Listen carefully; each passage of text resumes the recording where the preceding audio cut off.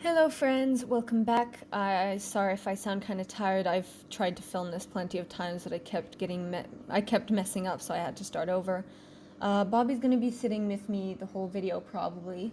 She has sat here with me for the past half an hour, but we'll get started. We're gonna be talking about the basics of being sustainable while playing a game of PUBG. So we'll start off with talking about the importance of buying locally.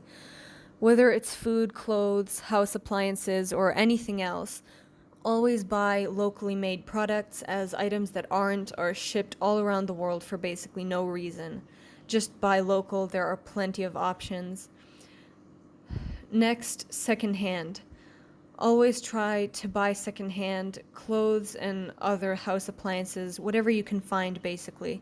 Only for instance, underwear, socks, and shoes, you could buy new ones, since for underwear and socks it could be a bit unsanitary, and shoes with time will get the imprint of your foot, which will not be as comfortable if you find it in secondhand.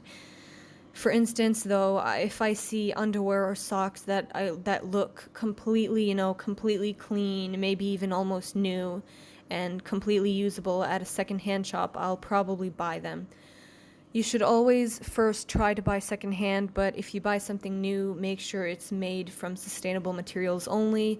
As an example, like hemp or bamboo, or something else that you can find online. And when you want to get rid of something, you can just donate or sell it. When it comes to food, first off, whatever you can, try to grow whatever you can on your own.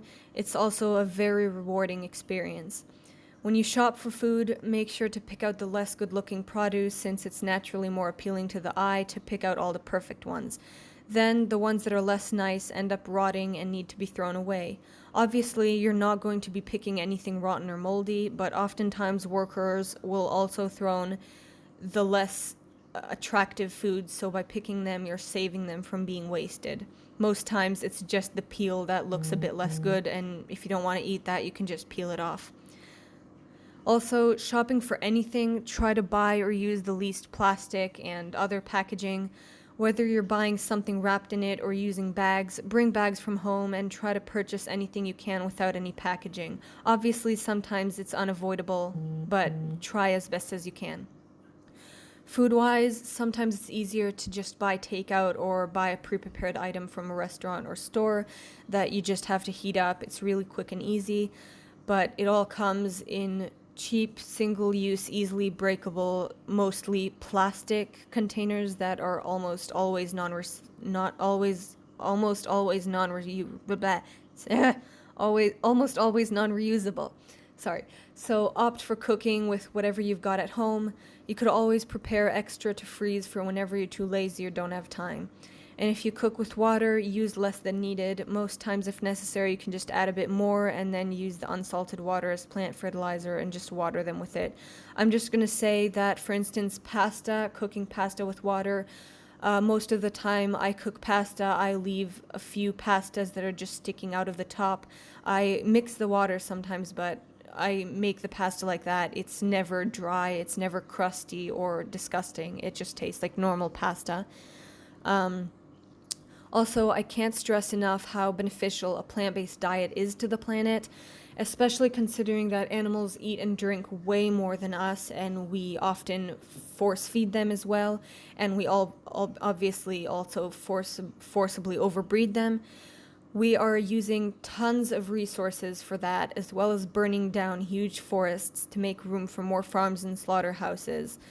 Also, animals do not belong to us, and we have no right over their bodies.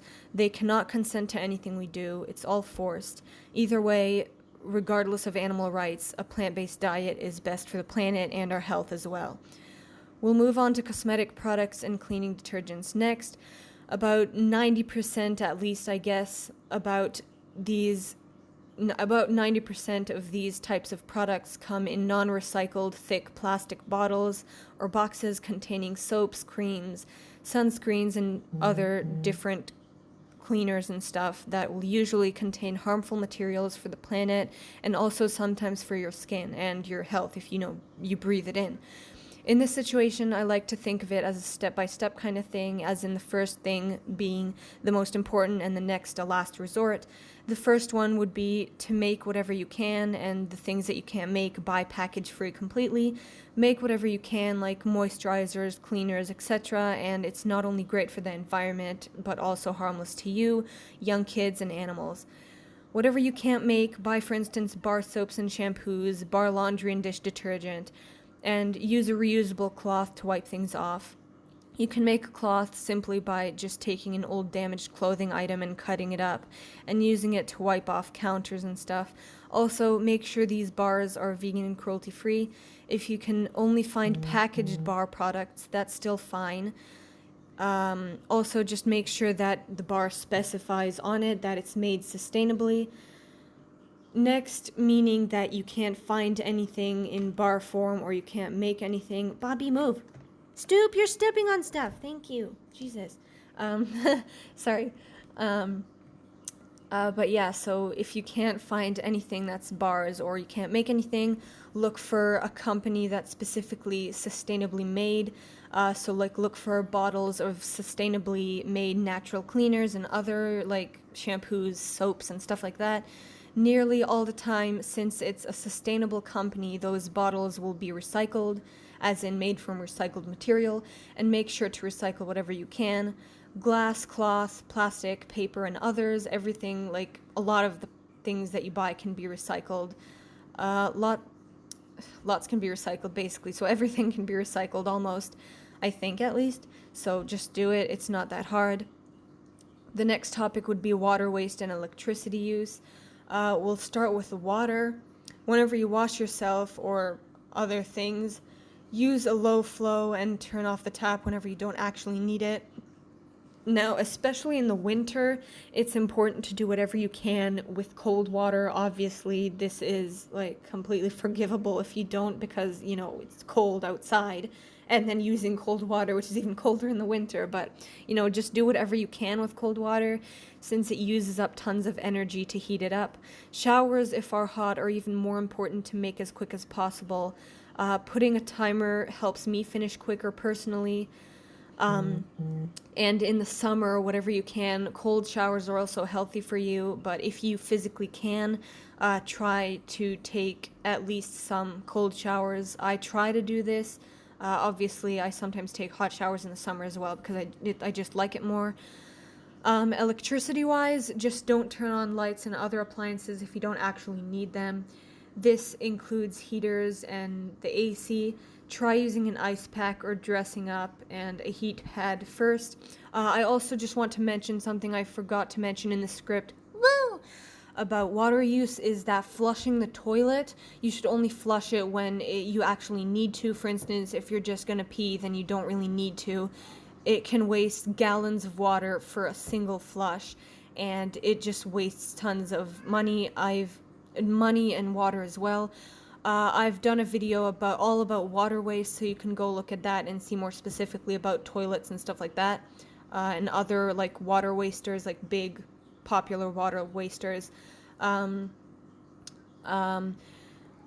So where we got to, this includes heaters and AC. Try using an ice pack or dressing up in a heat pad first, and only if you actually need it, use it. And obviously, if you use it, turn it off once you no longer need it. Also, I'm pretty sure that electronic devices, when plugged in, can cause excess electricity to seep out. Unfortunately, with like 90% of the products we have at home, my family does not believe it, and like does not believe that electricity seeps out, and will not allow me to unplug like all the products. But whatever is mine and other products, that certain things that they do let me do, I'll just leave unplugged until one of us, or me if it's my products, are going to use them. Because of this, I will never personally charge my phone overnight, since it needs less than 2 hours to fully charge, so it just sits there for more than 3 times that time and just draws out excess electricity for no reason. I just charge it during the day. Also, as much as possible and comfortable for you, try to use electronic devices as little as you can, so you'll need to charge them or plug them in less. I know I have this problem that I seriously need to work on. I kind of am addicted to my phone, and I use it way too much. So I do need to work on it, but try to work on it as much as you can. The next topic will be single use. I think everyone is aware of the issues they cause, but most people just don't care enough.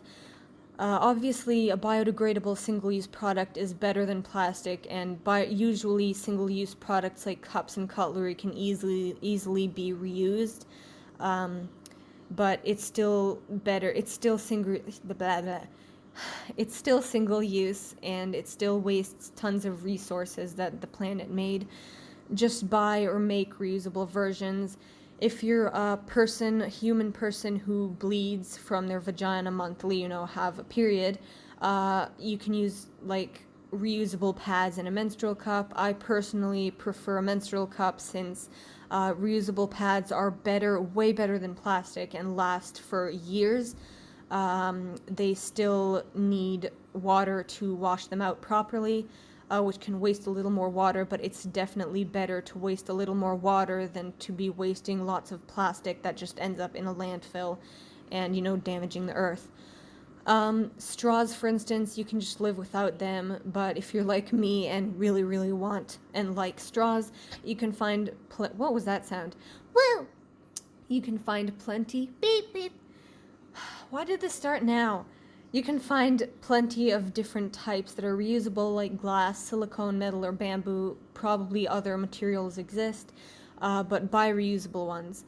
Toilet paper, it's not reusable, but you can just buy fully recycled toilet paper. Paper towel, for instance, you can just make cloth ones. Always try to produce as little waste as you possibly can, and you can Google any more questions or even very specific questions or tips, or, I'm happy to help. You can just comment below, and I'll try my best to help as much as possible.